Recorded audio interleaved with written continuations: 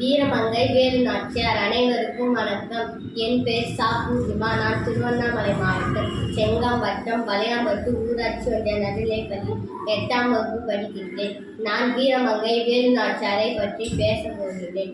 ஆங்கிலேயர்களால் தனது கணவனை இழந்து அவர்களிடமிருந்து இழந்த மண்ணை மீட்டெடுத்த முதல் பெண் விடுதலை போராளி வீரமங்கை வேலுநாச்சியார். வெள்ளையர்களுக்கு கப்பம் கட்ட மறுத்து இந்திய அளவில் விடுதலை போராட்டத்திற்கு வித்திட்ட வேலுநாச்சியார் ராமநாதபுரம் மன்னர் செல்லமுத்து விஜயரகுநாத சேதுபதிக்கும் ராணி சக்கந்தி முத்தாத்தாளுக்கும் 1730ஆம் ஆண்டு மகளாக பிறந்தவர். ஆண் வாரிசு இல்லாததன் காரணமாக ஆண் வாரிசு போலவே வளர்க்கப்பட்டார். வாள்வீச்சு, வில்லம்பு பயிற்சி, சிலம்பம், வளரி எறிதல், குதிரை ஏற்றம் என போர் பயிற்சிகள் அனைத்தும் கற்றதுடன் பல மொழிகளையும் கற்றிருந்தார். அத்தனையும் கற்றுத் தேர்ந்த வேலுநாச்சியார் சிவகங்கை சீமையின் 2வது மன்னரான முத்துவடுகநாத தேவரை மணந்து ஈச்சிமையின் ராணியான வேலுநாச்சியாருக்கு ஒரு மகள் பிறந்தார். மகளின் பெயர் வெள்ளச்சி.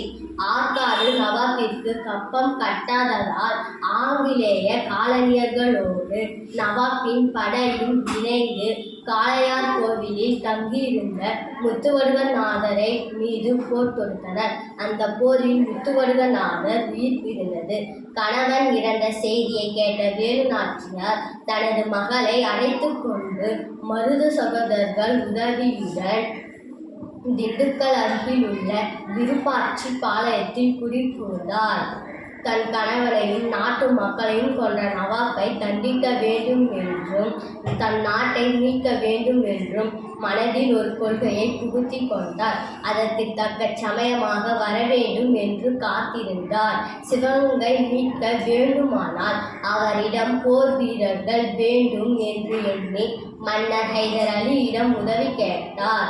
சிவகங்கை மன்னை மீட்க தன் தலைமையில் ஒரு போர் குழுவையும் நல்லியம்பலம் தலைமையில் ஒரு போர் குழுவையும் மருது சகோதரர்கள் உதவியுடன் ஒரு போர் குழுவையும் அமைத்து சிவகங்கை மீட்பதற்கு போர் தொடுக்க தயாராகினார். குயிலி என்ற பெண் தன் உடம்பில் தீ வைத்து ஆங்கிலேய ஆயுத கிடங்கை எரித்து ஆயுதங்களை அழித்தாள். வேலுநாச்சியார் மேற்கொண்ட அந்த போரில் இறுதியாக வேலுநாச்சியார் சிவகங்கை அரசவையில் அரசியாக அமர்ந்து இருந்து ஆட்சி புரிந்தார். சிவகங்கை கோட்டையின் மீது பறந்த ஆங்கிலேயரின் கொடி இறக்கப்பட்டது. வாய்ப்பளித்த சுதந்திரா இயக்கத்திற்கு நன்றி.